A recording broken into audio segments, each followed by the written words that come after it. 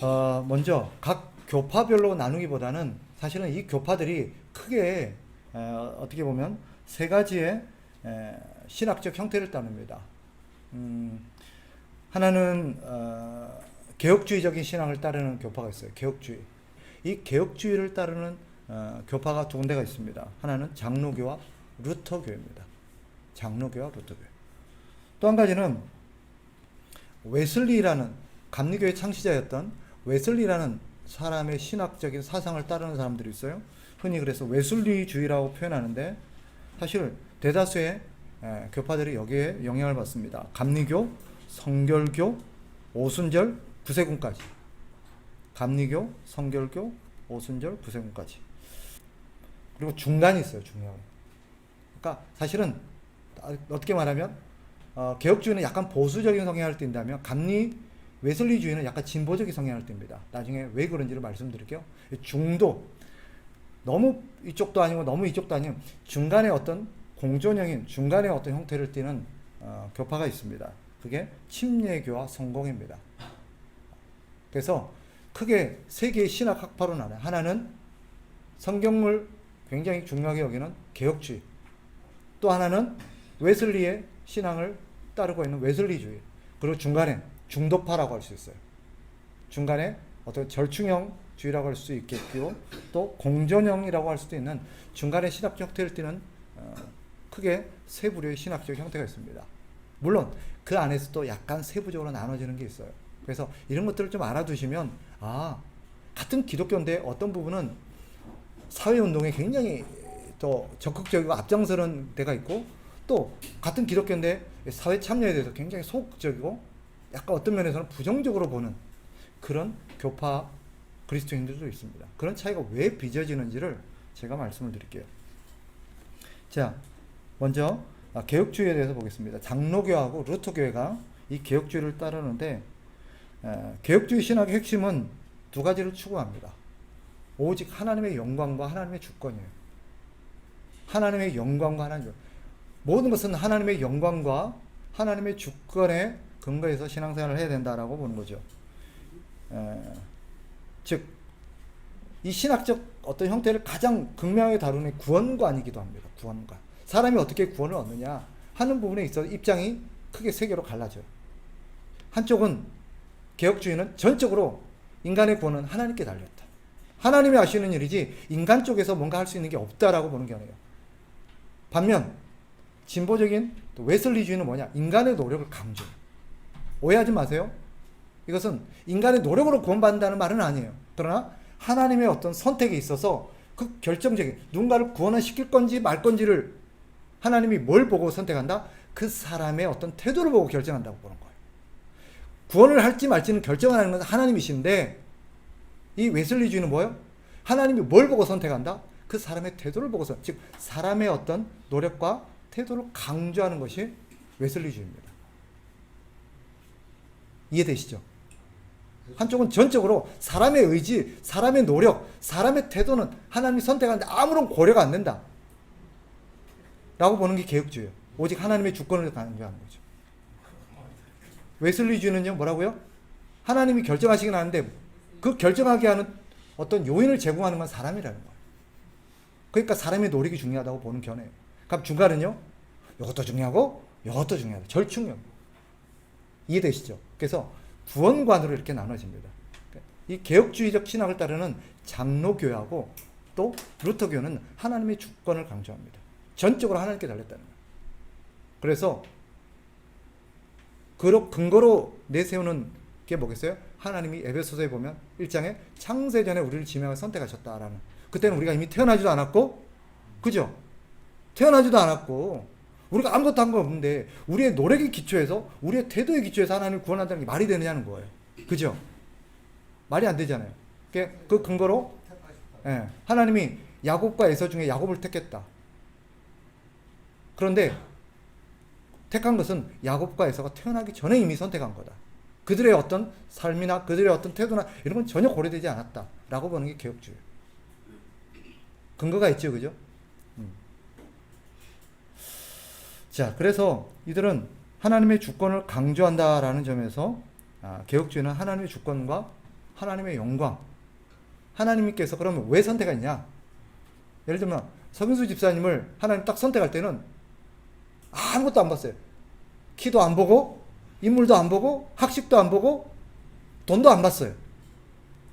만약 그거 봤으면 좀 거시기했을 수도 있어요. 그죠? 이게 개혁주의예요. 그러면 두 번째, 왜 석집사를 선택했냐는 거예요. 왜 선택했느냐? 하나님의 영광을 위해서. 하나님이 그냥 석집사를 선택하는 기뻐하셨다는 거예요. 이게 개혁주의적 입장이에요. 그러면 웨슬리주의는 좀 다른 쪽으로 보겠죠? 그 뒤에 가서 말씀드리겠습니다. 자, 이들이 강조하는 5가지 핵심 가치가 있습니다. 개혁주의가 강조하는, 저는 한 번쯤은 들어봤기를 기대하긴 하는데 들어보셨는지 모르겠어요. 5가지의 핵심 가치, 5가지 오직이라고 불리기도 합니다. 오직. 첫째는 오직 성경입니다. 오직 성경. 오직 성경. 오직 성경이라는 게 뭐냐? 성경이 우리 신앙의 기본이 되고 가장 근원이기 때문에 우리는 성경 중심으로 신앙생활을 해야 된다. 그러니 우리는 성경을 가장 귀하게 여겨야 된다. 그래서 이 개혁주의가 힘썼던 게 뭐예요? 모든 성도들의 손에 성경을 들려줘야 된다고 생각했던 것입니다. 그런데 그 당시 중세에 이 개혁주의가 등장하기 전에 중세 교회 분위기는 뭐였어요? 성경을 오직 누구만의 전유물이었어요? 성직자들. 성도들은 감히 성경을 볼 수도 없고 심지어 봐도 읽을 수도 없었어요. 왜 그럴까요? 아니, 성도들 봐라 그래. 그러면 하도 보자 그러니까 보여줄게. 보여. 근데도 성도들은 딱 봐도 볼 수가 없었어요. 왜 그랬을까요? 점자였을까요? 글을 못 읽어서? 아니에요. 그 성경이 라틴어로 기록되어 있었어요. 그 당시 쓰지 않는 고대 라틴어로 기록돼서 이거는 성경을 따로 연구하고 성경 언어만을 위해서 남아 있었던 게 라틴어이기 때문에 성경 언어를 위해서 따로 공부한 사람만이 읽을 수 있는 거였어요. 그래서 사제들만이 읽을 수 있어요.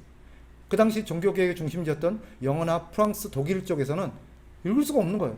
글을 몰라서가 아니라 뭘로 딱 펴면 뭐예요? 이상한 말이 써 있는 거예요. 라틴어. 우리나라 사람 그걸 모르는 거지. 라틴어 어떻게 알았어? 그렇죠. 그런 면에서 라틴어를 몰라서는 글을 몰랐다는 말은 맞겠죠. 그래서 그것을 성도들은 읽을 수가 없었어요. 그럼 오직 누구만이 성경을 읽고 해석해 줄 수 있어요? 사제들. 그러니까 사제들이 성경에 이렇게 써 있어요. 그러니 이렇게 따르세요. 그러면 그냥 들어야 돼요. 성경이 그렇다니까. 우리가 볼 수가 없잖아. 믿어야 되는 거예요. 종교개혁자들이 이건 아니다. 성도들도 성경을 동등하게 보고 성경을 통해서 직접 지도를 받고 하나님의 교훈을 깨달을 자격이 있고 권리가 있다. 그래서 뭐 한 거예요? 성경을 번역하기 시작한 거예요. 어떤 말로? 불어로, 독일어로, 영어로 번역하기 시작한 거예요. 그래서 그들의 핵심 가치는 뭐예요? 모든 성도들의 손에 성경을 들려줘야 된다. 그래서 직접 성경을 읽고 직접 분별하고 판단할 수 있는 권리가 있다는 거예요. 여러분, 성경이 그렇게 우리 손에 주어진 거예요. 근데 요즘은 드려도 안 읽어요. 그죠? 그 당시에 성도들의 손에 성경이 들려졌다는 것은 꿈만 같은 일이었어요. 자기가 성경을 읽을 수 있다는 것은 어마어마한 은혜였어요. 그 사람들이 성경을 펴서 읽으면서 얼마나 많은 은혜를 받았겠어요. 근데 요즘은 저도 안 읽어요. 그죠? 그리고 그 당시에는 성경을 하나 가질 수도 없었어요. 너무 비싸서. 그래서 조각조각의 성경이 돌아다녔을 거예요. 네. 마태복음만 하나 따로 돌아다니고 마가복음만 따로 돌아다니고 그런 식으로. 그 핵심 가치는 오직 성경이라고. 모든 성도는 성경을 기초로 신앙생활을 한다라고 봤기 때문이에요. 두 번째, 오직 그리스도. 오직 그리스도. 오직 성경의 라틴어로 솔라 스크립투라 합니다. 자, 오직 그리스도, 솔라 크리스투스라고 볼 수 있겠죠. 솔라 크리스투스, 오직 그리스도. 무슨 말일까요? 오직 구원은 예수 그리스도를 통해서만 받는다. 왜 이런 말이 나왔을까요? 당시 중세 로마 가톨릭이 뭘 주장했어요? 구원을 받기 위해서는 사제들을 거쳐야 되고 사제들이 제공하는 구원의 방편인 면죄부들을 너희들의 사고, 사제들의 어떤 지침에 따라야 된다. 돈 없거나 공로가 없거나 그런 사람들은 구원을 못 받는다고 그렇게 직접적으로 말하진 않아도 그런 식으로 성도들에게는 인식이 되어 왔었어요. 아니다. 오직 구원은 사제들이 아니라 면죄부가 아니라 예수 그리스도를 믿는 믿음으로 받는다라고 강조했던 것입니다. 인간 사이에 유일한 중보자는 사제나 교황이 아니라 마리아도 아니고 예수 그리스도뿐이다. 이게 개혁주의가 표방했던 것입니다. 세 번째, 오직 은혜, 솔라 그라티아. 오직 은혜. 오직 은혜. 무슨 말입니까? 이건 개혁주의는요, 인간의 공로를 거부합니다. 우리가 구원받는 것은 전적인 하나님의 은혜지, 자격 없는 자에게 베풀어진 하나님의 은혜지, 사람의 노력을 때문이 아니라는 거예요. 사람이, 예를 들어서 사람이 열심히 교회를 다니고 열심히 헌금하고 열심히 봉사하고 열심히 기도하고 열심히 성경 읽고 그래서 구원받는 게 아니라는 거예요. 근데 오늘날 이런 웨슬리주의적인 어떤 약간의 오해들이 기독교 안에 그대로 남아있어요. 그래서 은연중에 성도들에게 물어보면 제가 종종 말씀드리잖아요. 구원관의 기초에 공로주의가 굉장히 많아요. 딱 물어보면 사람들 전부 다 긴장해요.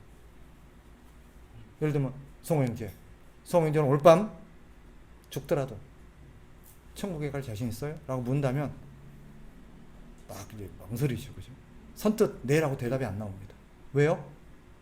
뭔가 캥기는 게 있거든. 뭔가 캥기는 게 있어.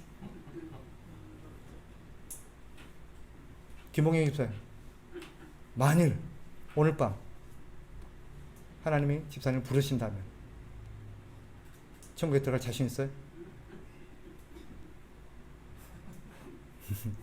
뭔가지 확신에 차지 못한 저 대답은 우리가 확신에 살짝 우리가 좀 찝찝하긴 해요. 그죠? 조금 찝찝하긴 해요.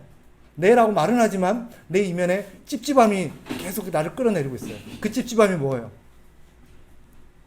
석집사님 왜 찝찝하죠? 에? 뭔가 캥기는 게 있으니까. 그죠? 최 집사님 조사 한번 해보세요. 뭔가 캥기는 게 있대 지금. 뭔가 캥기는 게 있으니까 찝찝한 거예요. 그럼 이것은 따지고 보면 어떤 생각이 지금 전제로 돼 있어요? 뭔가 내 행위와 뭔가 내 삶의 어떤 모습들이 구원에 영향을 줄 거라고 생각하는 것 때문에. 그죠? 그러니까 뭔가 찝찝한 거예요. 이거는 뭐 장로든 권사든 예외가 없습니다. 우리 권사님들 안심하지 마세요. 그런데 이런 똑같은 고민 가운데 오랜 시간을 몸부림쳤던 인물이 누구냐? 루터였어요. 루터는 한때 그런 로마 카톨릭적 사상을 갖고 있는 사람이었기 때문에 자기 어떤 계속해서 하나님 앞에 의롭게 살고 바르게 살고 말씀대로 살려고 몸부림쳤는데도 계속해서 죄를 범하고 넘어지고 실패하는 자기 모습을 보면서 너무너무 괴로웠어요. 금식도 해보고 고행도 해보고 심지어 자기 몸을 학대도 해봤어요. 근데도 해결이 안 되는 거예요. 그러다가 루터가 로마서를 강의하는 가운데 천둥같이 로마서 1장 16절 17절에 맞닥뜨립니다. 뭐였어요? 구원은 믿음으로 받는다는 거예요. 믿음으로. 의인은 오직 믿음으로 말미암아 살리라 하는 말씀에 천둥처럼 부딪히게 됩니다. 아, 믿음이었구나. 그래서 구원은 전적으로 하나님의 은혜로 받는 거구나 하는 것들을 고백하게 되는 것입니다. 네. 그러면 하나님 뭘 근거해서 선택하실까요? 여기서 나온 게 예정론이에요. 그러면 하나님이 사람의 공로와 어떤 사람의 자격을 보지 않아요. 그죠? 그러면 하나님이 누군가를 예를 들어서 이 땅의 인구 중에 누군가는 선택하고 누군가는 선택하지 않기로 결정했을 때 그 기준이 뭔가? 여기서 나오는 신학이 예정론이에요. 예정론의 핵심은 뭘까요? 하나님이 자신의 기쁘신 뜻을 따라서 창세전에 누군가를 선택했다는 거예요. 순전의 근거는 그 사람에게 있는 게 아니라 하나님의 주권적인 선택이고 하나님의 기쁨이었다는 거죠. 이게 예정론의 핵심이에요. 예정론을 운명론과 착각하는 사람들이 있어요. 어차피 갈 놈은 가고 못 갈 놈은 못 간다. 이건 운명론이에요. 예정론하고 비슷하지만 아니에요. 뭐가 다른지 아세요? 예정론에는요, 인간의 노력을 전혀 부정하지는 않아요. 예정론에는 하나님이 은혜 주시고 구원받기 위해서 선택한 사람에게는 합당한 태도와 합당한 마음까지 같이 주신다는 거예요.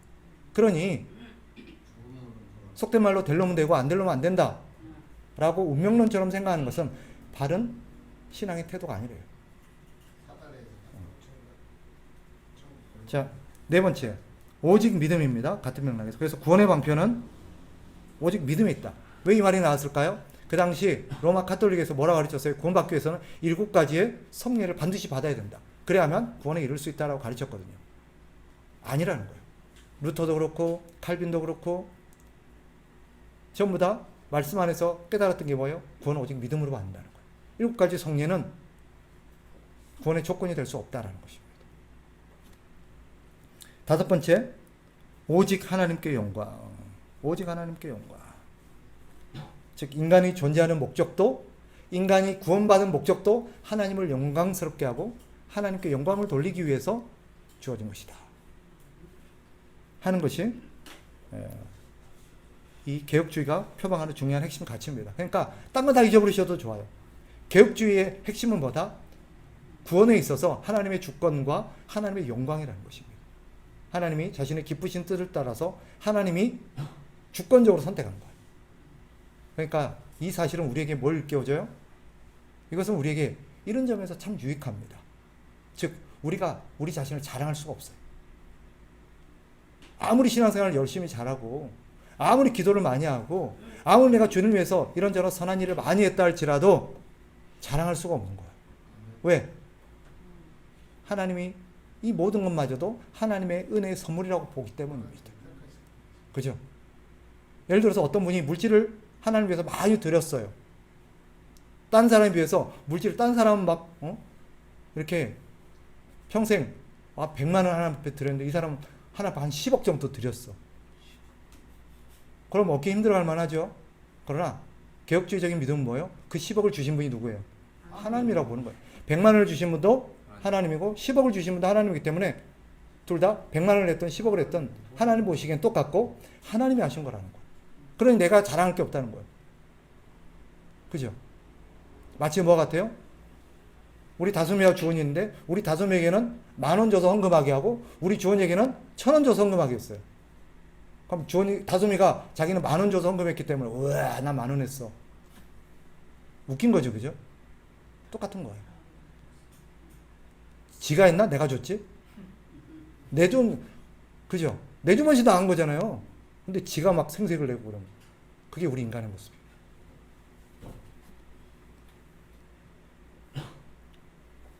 이게 바로 개혁주의적 신앙에 갖고 있는 좋은 강점입니다. 그래서 전적으로 하나님께 영광을 돌리고 인간의 어떤 그런 공로나 이런 것들을 내세울 수 없어요. 사람을 겸손하게 만듭니다. 약점도 있긴 있어요. 그 약점을 보완해 주는 게 웨슬리주의예요. 자, 웨슬리주의를 표방했던 게 뭐냐면 감리교, 성결교, 오순절, 구세군입니다. 이 존 웨슬리라는 사람이 이런 웨슬리주의를 강조하게 된 이유가 있어요. 그것은 그는 이 알미니안이라는 야코브스 아르미니우스라는 흔히 알미니안이라고 표현하는데 아르미니우스한테 영향을 받습니다. 이 아르미니우스가 하나님의 주권보다는 인간의 노력과 행위를 강조했었거든요. 그 사람한테 영향을 받아요. 즉 아까 말씀드렸죠? 웨슬리가 하나님의 은혜를 부정한 것은 아닙니다. 그러나 뭘 강조해요? 인간의 노력과 의지를 강조합니다.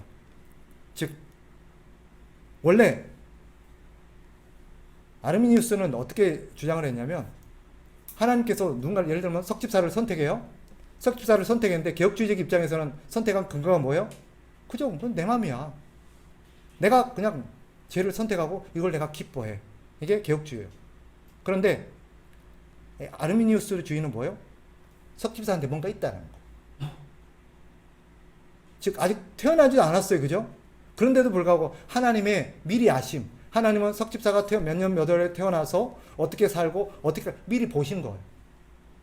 미리 보시고 어우 저놈 싹수가 됐네. 내가 쟤한테 내 구원의 은혜를 선물해서 내 백성을 삼아야겠다라고 선택했다고 보는 것이 아르미니우스예요. 차이를 아시겠죠? 근데 이 웨슬리는 그렇게까지는 생각하지 않았어요. 아니다. 하나님이 선택하는 것은 하나님의 은혜다. 그래서 하나님의 주권과 하나님의 어떤 그 영광에 대해서 웨슬리도 인정을 했어요. 그럼 뭐가 다를까? 그것까지는 아니고 어떻게 주장했냐면 하나님이 예를 들어서 은혜를 주셨어요. 석집사에게 은혜를 베풀어요. 내가 석집사를 선택해야겠다. 하나님의 주권적인 의지와 하나님의 사랑을 가지고 석집사를 딱 선택했는데 석집사가 하나님의 선물 보따리를 딱 줘요. 선물이야. 그러면 받을지 말지를 인간이 선택한다는 거예요. 이해했어요?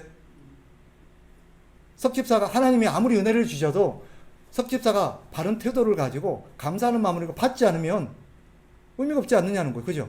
예를 들어서 내가 이같이 만 원짜리를 딱 줘요. 성원 이제 자, 10,000원 갖고 맛있는 거 사 먹어.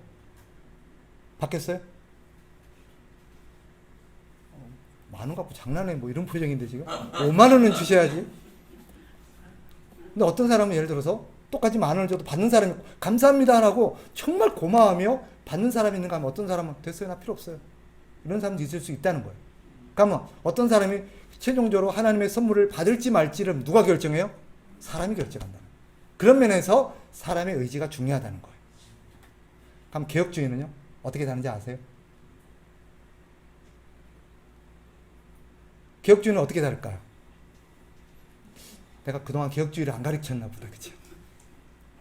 사실은 여러분이 개혁주의적인 신학과 사상들에 대해서 제가 이렇게 체계적으로 가르치지는 않았지만 이미 우리 안에는 개혁주의적인 신앙이 들어있어요. 제가 그렇게 가르쳤고요. 왜냐하면 제 안에 그런 믿음이 있으니까. 어떻게 다를까요? 개혁주의는요. 그것을 받아들일 마음마저도 하나님이 주신다고 하는 거예요. 선물을 줬는데 사실은 사람은 개혁주의적 입장은 사람은 그 하나님의 선물을 알아볼 능력이 없어요. 이 선물이 얼마나 좋고 귀한 것인지를 알아볼 능력이 없어요. 그래서 마치 돼지한테 던져준 진주와 같다고 표현해요. 근데 그것을 알아보. 이게 참 좋은 거구나. 하나님 나에게 정말 좋은 것들을 주셨고 이것이 진짜 나에게 행복과 만족을 가져다 줄 거구나 하는 것을 알아볼 수 있고 그것을 감사함으로 받을 수 있는 마음까지도 하나님이 주셨다라고 믿는 거예요. 이게 개혁주의예요.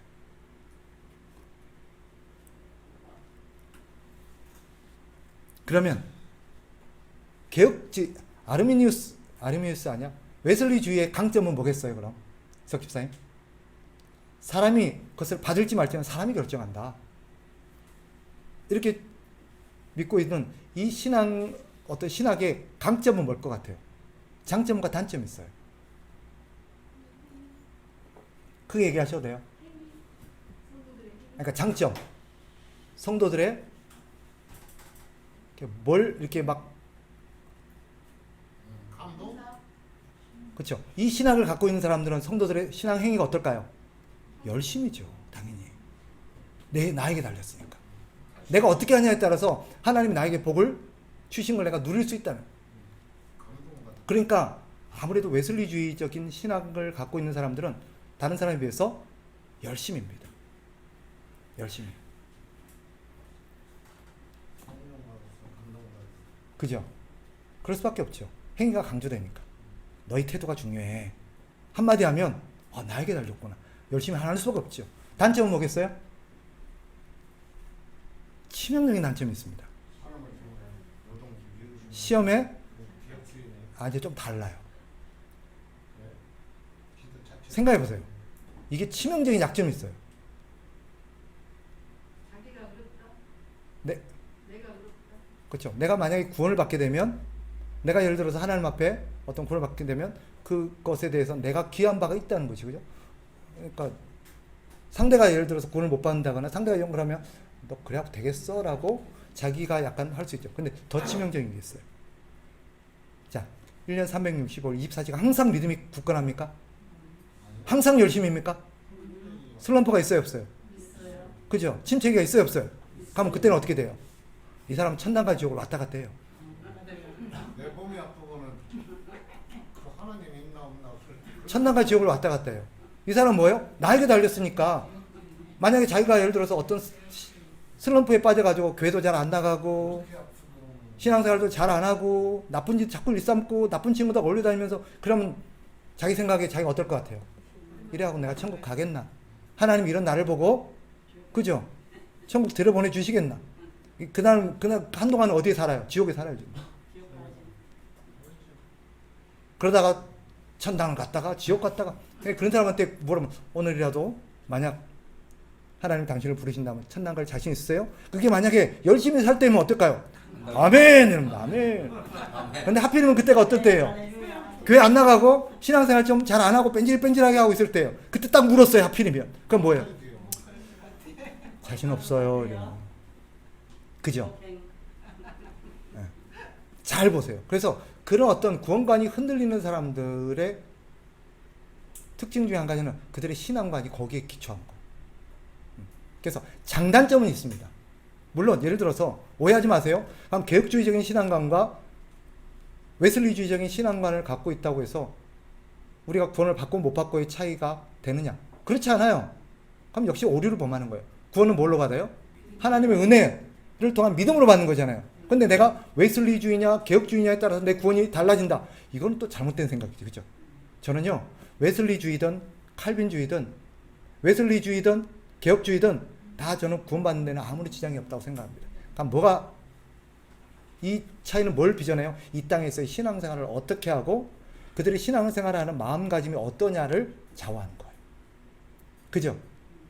하나님의 자녀이면 부정할 수가 없어요. 이런 자식도 있고 저런 자식도 있죠. 똑같은 자식이라고 다 성격이 똑같진 않아요. 그러나 자식인 것은 변함이 없습니다. 이 구원과 연관시키면 안 돼요. 그래서요.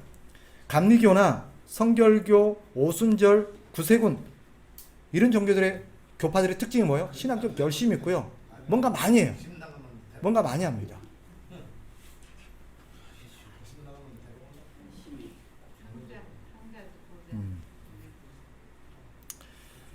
자, 이런 것들을 여러분들이 기억하시면 좋겠어요. 그런데 한 가지 더 짚고 넘어갈 게 있어요. 이 웨슬리주의를 좀 알아야 되는 게 웨슬리주의가 그 산악 교파에 지대한 영향을 많이 줬다는 것입니다. 이 웨슬리주의의 기초에서 사실 여러 가지 어떤 신앙적 태도가 나오는데 이 웨슬리주의가 강조하는 게 또 한 가지 있어요. 그게 뭐냐면 이들은 완전 성화론이라는 것을 주장한다는 것입니다. 그게 뭐냐면 이거예요. 성화가 뭐죠? 이 땅에 살 동안 평생토록 우리는 주님의 돌보심과 인도하심 속에서 거룩해져 가고 그죠? 영화롭게 되어가는 상태를 말하는 거예요. 근데 우리 개혁주의적인 믿음에 의해서는 이 성화는 살아생전 평생토록 지속된다고 봐요. 언제 영화롭게 돼요? 죽어요. 우리 주님이 오셔야 영화롭게 된다고 보는 것입니다. 살아생전은 이 성화가 완성되지 않는다고 봐요. 그런데 웨슬리주의는 하나님의 특별한 은혜를 통해서 완전 성화에 이를 수 있다고 생각합니다. 그 은혜가 뭘까요? 성령의 역사입니다. 그래서 거기서 나온 것이 성령 세례입니다. 성령 세례. 이 성령 세례를 주장하는 감리교회나 오순절, 지금 오순절은 사실은 순복음과 동의어처럼 쓰고 있어요. 오늘날 오순절은 거의 순복음이라고 보시면 됩니다. 성령 세례를 굉장히 강조합니다. 그죠? 자, 이 성령 세례를 받으면 더 이상 죄를 안 짓고 하나님의 말씀에 순종하며 살 수 있는 상태에 이를 수 있다라고 보는 거예요. 그러면 그쪽 교회에서 강조하는 게 사람들이 자꾸 죄를 짓고 신앙생활을 제대로 안 하고 하는 문제가 뭐겠어요? 성령 세례를 받지 않아서 그렇다고 보는 거예요. 그래서 성령 세례를 받으라고 강조하는 부분들이 거기서 나옵니다. 자, 공존형이 있습니다. 침례교와 성공회라고 그랬죠. 침례교와 성공회. 이 사람들은 중간이에요. 이 사람들은 뭐냐? 개혁주의와 아르미니우스주의, 웨슬리주의 중간 정도를 선택합니다. 그래서 왜 이 중간이라냐면 이 교파들의 특징은 침례교도 그렇고 성공회도 그렇고 특히 그 안에서 같은 예를 들면 성공회나 침례교회인데 같은 판데 그 안에서 너무 달라요. 세 부류로 나눠요. 침례교 안에도 그렇고 성공 안에도 그렇고 쉽게 말하면 어떤 거요? 한쪽은 개혁주의에 가까운 쪽이 있고 다른 한쪽은 침례교인데 예를 들면 성공회인데 개혁주의 신학을 좀 따르는 교회들이 있고 또 다른 웨슬리주의를 따르는 데가 있고 중간에는 그 사이 어딘가를 따르는 신학도 있어요. 네. 그래서 그 안에는 섞여 있습니다. 그래서 중도 공존형이라고 표현하는 것입니다. 하여튼 크게 두 가지가 있습니다. 한 가지, 자 이들은 성례에 대해서는 어떤 입장 차이 있느냐? 성례가 뭐예요? 세례와 성찬입니다. 장로교 같은 경우는 성례, 세례와 성찬은 하나님께서 인간과 맺으신 언약에 기초한다라고 봐요. 그래서 구약의 할례하고 비슷하다고 보는 것입니다. 할례. 즉 하나님이 나를 선택하셨고 하나님이 나에게 은혜를 베푸셨음을 하나님의 약속을 믿는 자에게 하나님이 은혜를 베푸시겠다는 그 약속의 기초에서 성례를 이행합니다. 그러니까 여기는 그 사람의 어떤 믿음의 수준이나 이런 것보다도 하나님의 약속, 하나님의 언약에 대한 강조점이 조금 많긴 해요. 쉽게 말하면 장로교에 있어서 세례와 성찬, 성례는 필수적인 건 아닙니다. 쉽게 말하면 이걸 하지 않는다고 구원을 못 받는다든지 그렇게 보지는 않아요. 그러나 중요한 건 뭐죠? 하나님이 주시는 은혜의 수단이요. 이걸 통해서 하나님께서 내가 구원받았음을 확인하게 해주고 또 내가 하나님의 자녀로 살아가는데 이런 성례가 은혜를 준다고 어떤 효력을 준다고 믿습니다. 그래서 하나님의 언약에 기초하기 때문에 장로교회는 유아세례를 인정합니다. 유아세례. 우리의 구원이 하나님의 약속과 언약에 기초한 거라고 보기 때문에 어린아이도 얼마든지 부모의 신앙을 통해서 이 아이에게 하나님의 약속들이 임할 수 있다고 보는 견해가 있어요. 특징은 장로교회는 두 가지만 기억하면 좋겠습니다. 세례와 성찬이 하나님의 언약의 표시요. 또 그걸 통해서 하나님의 은혜가 전달되는 수단이라고 믿는 것입니다. 유아세례를 인정합니다. 성공회와 감리교, 성결교도 장로교와 비슷합니다. 근데 루터교는 조금 달라요. 성례에 있어서는. 루터는 성례라는 의식 자체가 그걸 통해서 구원을 받는다 뭐 그렇게 보진 않아요. 하지만 그것은 신앙생활의 필수적인 것으로 봅니다. 필수적. 쉽게 말하면 이거예요. 세례를 받지 않으면 세례는 하나님 앞에 죄를 용서받는 중요한 통로라고 믿는 거예요. 그래서 세례를 받지 않는 사람은 하나님 앞에 죄를 용서받지 못했다라고 보는 거예요. 좀 애매하죠, 그죠? 세례가 구원의 조건은 아니다라고 말하면서도 세례를 필수라고 말해요. 그 세례는 하나님 앞에 죄를 용서받는 중요한 통로라고 보는 거죠. 그러나 이 죄는 뭐예요? 구원을 받느냐 못 받느냐를 결정하는 게 아니라 우리의 삶 속에 저지른 죄들 있잖아요. 우리의 죄값은 기본적으로 죄의 형벌은 예수 그리스도께서 십자가를 통해서 다 지셨어요. 그런데 구원받은 이후에도 죄를 지어야 안 지어요? 짓잖아요. 그럼 그 죄를 용서받아야 될 거 아니에요. 그럼 그 죄를 어떻게 용서받아요? 우리 장로교는 어떻게 해야죠? 용서를? 하나님 앞에 나가서 죄를 고백하고 회개함으로써 죄를 용서받는다고 생각합니다. 그죠? 루터교회도 그렇게 얘기해요. 그러나 그 죄를 하나님께서 우리 죄를 용서하셨다라고 확정적으로 보여주는 의식이 세례라고 보는 거예요. 그 세례를 통해서 또 성찬을 통해서 죄를 용서받는다라고 보는 것입니다. 침례교는 성례는 단순한 의식일 뿐이지 뭐 그걸 통해서 특별한 은혜가 주어지는 건 아니다. 그냥 주님께서 하라고 했으니까 그냥 의식을 행할 뿐이지 세례를 하든 안 하든 성찬을 하든 안 하든 그걸 통해서 뭐 특별한 은혜가 주어지는 것은 아니라고 봅니다. 그러나 장로교는 하나님께서 그걸 통해서 은혜를 주신다고 믿어요. 구세군은 성례를 인정하는데 성례라는 것이 기독교의 의식이라는 걸 인정하는데 구세군에는요 성례를 행하지 않습니다. 왜냐하면 굳이 안 해도 된다고 생각하기 때문에. 그래서 하지를 않아요. 오순절, 순복음 같은 경우는 성례를 인정합니다. 근데 성례보다 더 중요한 게 성령 세례예요. 성령 세례. 성령 세례가 진짜 세례라고 보는 거예요. 물 세례는 그저 형식에 불과하고 진짜 세례는 성령 세례다. 그래서 그 사람이 구원을 받았는지 안 받았는지 확증할 수 있는 거는 세례를 받았느냐 여부가 아니라 성령 세례를 받았냐는 거. 그러면 그 사람이 성령 세례를 받았는지 또 우리가 판단해야 될 거 아니에요. 그 여부를 뭘로 볼까요? 방언이에요, 방언. 그래서 순복음은 오순절 계통은요, 그 사람이 성령 세례를 받아야만 구원을 받은 어떤 증거로 보고 그 성령 세례를 받았는지 여부를 방언으로 봅니다. 방언을 못하면 어떻게 될까요? 아직 성령 세례를 받지 못한 거예요. 저도 아마 순복음 가면 아유 성령 세례 못 받았네 그럴 거예요. 저는 그러니까 구원 못 받은 거죠. 사실 방언 때문에 한동안 저도 굉장히 좀 이렇게 마음이 어려웠어요. 방언을 하고 싶은데 방언이 안 되는 거예요. 옛날에 이제 교회 신앙생활 할 때 보면 교회 막 목사님들이나 목사님들 잘 안 그러는데 기도원에 가서 막 기도하면 방언 받는데 기도 막 했는데 그 기도원 어떤 분이 막 자 랄랄라부터 시작합니다. 제가 삐뚤어질 때까지 랄랄라 하세요. 그러다 보면 어느 순간에 조금씩 바뀌기 시작합니다. 바뀌고 있습니다. 뭐 이러면서 에이씨 약간 안 했어요.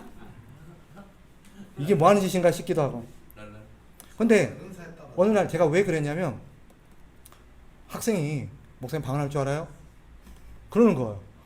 아니 무슨 목사가 방언도 못해요? 뭐 이러는 거예요. 상처가 되더라고. 그 방언 뭐라고? 그때까지는 제가 믿음이 좀 견고하지가 않았기 때문에 방언 못 받는 게 괜히 상처가 되고 왠지 목사 자격도 없는 것 같고 그래갖고 걔가 나 방언하는데 뭐 이러니까 괜히 걔가 내보다 나은 것 같고 막 그렇게 주눅 들어 살았다니까요. 근데 나중에 이제 깨닫고 나서 방언이 본질이 아니구나 하는 걸 알게 됐어요. 아마 제가 순복음교회에서 신앙생활 했으면 저는 아마 구원 못 받고 교회 나갔지도 모르겠어요.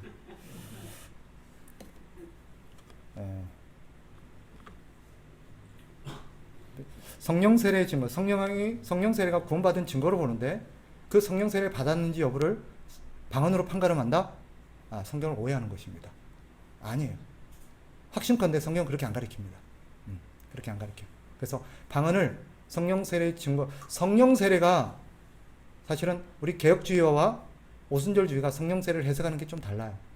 이해가 좀 다릅니다. 성령 세례는 반드시 구원받은 자에게 주어지는 하나님의 은혜라고 믿습니다. 그러나 그것이 방언으로 확인되는 것은 아니에요.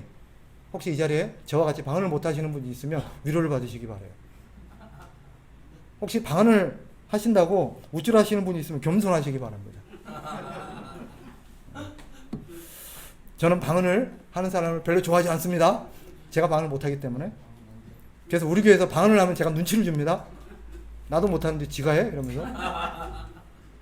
농담이고요. 자, 세례 방식도 어쨌든 다릅니다. 세례 방식에는 크게 세 가지가 있습니다. 하나는 침수례예요. 물속에 쑥 들어갔다 나오는 방식이에요. 침수례. 이걸 침수례라고 그러죠. 줄여서 침례라고 그러죠. 침례교하고 오순절, 성결 이쪽으로는 침수례를 따릅니다. 또 한 가지 방식이 있어요. 물을 뿌리는 방식이에요. 이걸 살수례라고 그래요. 장로교는 물을 뿌리는 거예요. 우리 이 세례기 있잖아요. 세례기에다 물을 해갖고 제가 이렇게 머리에 탁 뿌립니다. 그 다음에 한 가지 방식이 더 있어요. 주수례라고 이걸 부어요. 그냥 머리에다 그냥 붓는 방식도 있습니다. 근데 거의 대다수 두 가지를 씁니다. 침수례와 이 살수례. 물 뿌리는 방식. 우리 장로교회 같은 경우는 물 뿌리는 방식을 씁니다. 루터교도 그렇고 뭐 거의 그래요. 이거 가지고 침례교와 장로교가 맨날 싸웁니다. 네가 옳으니 내가 옳으니. 지난번에도 말씀드렸죠. 그들이 근거를 내세운 게 뭐예요? 침례교회가 이 침수례의 근거를 예수님께 둡니다. 예수님이 요단강에서 물속에 들어갔다 나왔다. 그럼 장로교는 뭐랄까요? 아니다. 잘 봐라. 물속에 들어갔다는 표현 없다. 그냥 요단강에서 세례를 받았다는 것 뿐이지. 성경 잘 보세요. 예수님 물속에 들어갔을까요? 안 들어갔을까요? 예? 마태복음 3장에는 근데 물속에서 올라오신다고 그래요. 그쵸. 물에서 올라오실세라는 표현이 있어요. 물에서 올라올 때. 그러니까 물에서 올라온다는 것도 해석이 달라요. 물속에 들어갔다 걸어 나온 것도 올라온 거고, 물 속으로 아예 들어갔다 나온 것도 올라오는 거예요. 그게 꼭 반드시 물 속으로 들어갔다 물 속에서 나왔다는 표현은 아니다라고 주장을 하는 것입니다. 둘 다 해석의 여지가 있습니다. 그러니까 둘 다 그거 가지고 지금 싸워요. 그래서 우스갯소리로 예수와 그리스도가 싸운다는 것과 똑같습니다. 그러니까 한 사람은 근데 결론이 이겁니다. 제가 아무리 공부하고 연구하고 묵상해봐도 이것은 방식은 별로 중요하지 않다. 현실적으로 하면 된다. 장로교에서는 살수레 방식으로 하니까 침수레를 안 하는데, 저는 개인적으로 침수레 좀 해봤으면 좋긴 해요. 솔직히 저는 개인적으로. 그래서 우리 교회 어떤 목욕탕이나 하나 있으면 왠지 좀 더 있어 보일 것 같긴 해. 그죠? 감기 들어가고 그 다음에 히터 빵빵하게 들고 가면 됩니다. 자, 하여튼 결론은 세례 방식은 별로 중요한 게 아니다. 어느 교회 갔더니 침수례 방식으로 하더라. 아, 그게 더 있어 보이더라. 왠지 그게 진짜 같은데? 이건 착각입니다. 다 괜찮습니다. 자, 유아세례 같은 경우는 장로교하고 루터교, 성공회, 감리교는 유아세례를 인정합니다.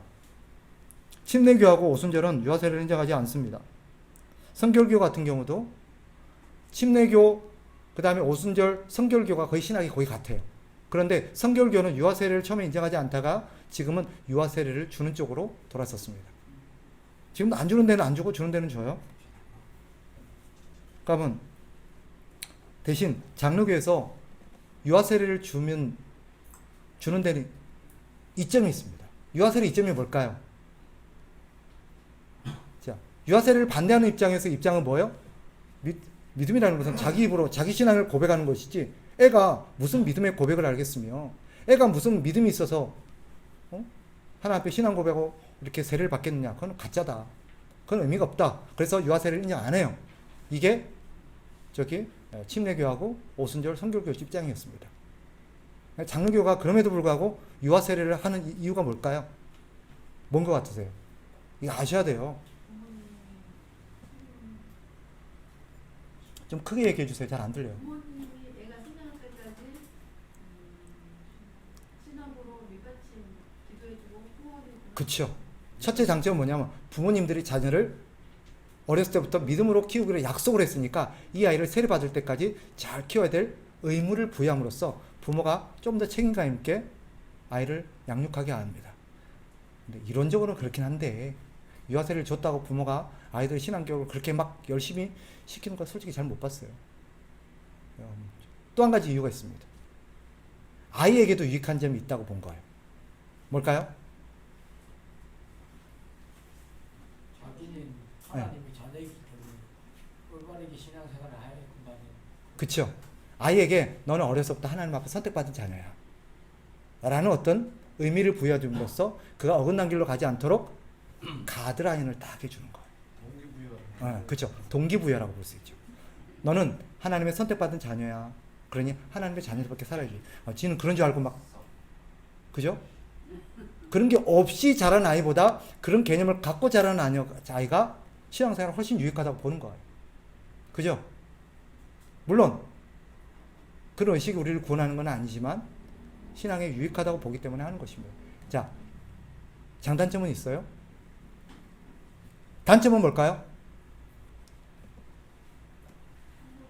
한번 선택받았다고 해서 막 살아도 된다? 비슷해요. 즉 나는 어렸을 때 유아세례를 받았기 때문에 이미 하나님 앞에 선택받은 자녀이기 때문에 나의 일탈 좀 전혀 구원에 문제가 되지 않는다라고 보는 거예요.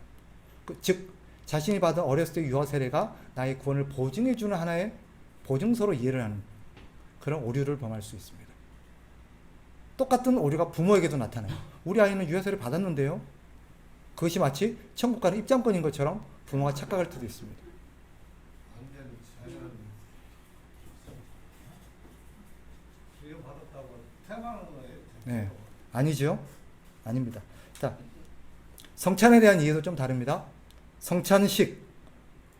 로마 가톨릭 같은 경우는 똑같이 성찬식을 하는데 성찬의 의미를 다르게 봅니다.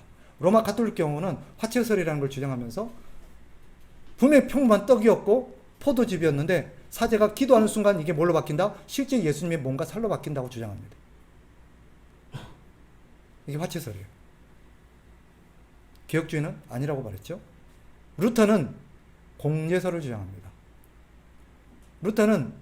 루터교 입장은 사실은 화채설 입장과 비슷해요. 단 실제 예수님의 몸과 살로 바뀌는 건 아니지만 그 떡 주변에 실제 예수님의 몸과 살을 먹었을 때 나타나는 효력과 같은 어떤 영향이, 어떤 효능이 그 떡 주변을 딱 싼다는 거예요. 포도즙을 딱 싼다는 거. 이게 공제설이에요. 그러니까 보이지 않지만 신비하게 이 떡은 더 이상 그냥 떡이 아니에요. 이 떡 자체가 예수님의 살로 바뀌는 건 아니에요. 하지만 예수님의 살과 같은 어떤 효능을 주는 어떤 성분을 이 안에 딱 이것이 갖고 있다고 보는 거예요. 이게 공제설이에요. 침례교는 그거는 그냥 상징적인 의미일 뿐 별로 의미가 없어 라고 보는 거고요. 장로교는 그건 아니다. 이 떡 자체가 바뀌는 건 아무것도 없다. 그러나 이 떡을 먹고 마실 때 우리에게 하나님께서 주시는 은혜가 있다라고 보는 거예요. 이 떡에 어떤 효능이 있는 게 아니라, 포도즙의 효능이 있는 게 아니라 하나님의 약속을 믿는 믿음으로 말미암아 이 떡을 믿을 때 그 믿음을 통해서 하나님 우리에게 어떤 분명하게 은혜와 어떤 주신다는 거죠. 여러분, 그래서 혹시 여러분 그런 경험 있으세요? 성찬식을 할 때 하나님으로부터 어떤 특별한 은혜를 체험했던, 그죠? 뭐 여러 가지 현상으로 나타났죠. 어떤 사람들은 막 감격해서 막 울기도 하고, 막 그 순간 하나님 앞에 회개가 쏟아지기도 하고, 그죠? 이런 것들이 하나님 주신 효력의 일환이라고 보는 거예요.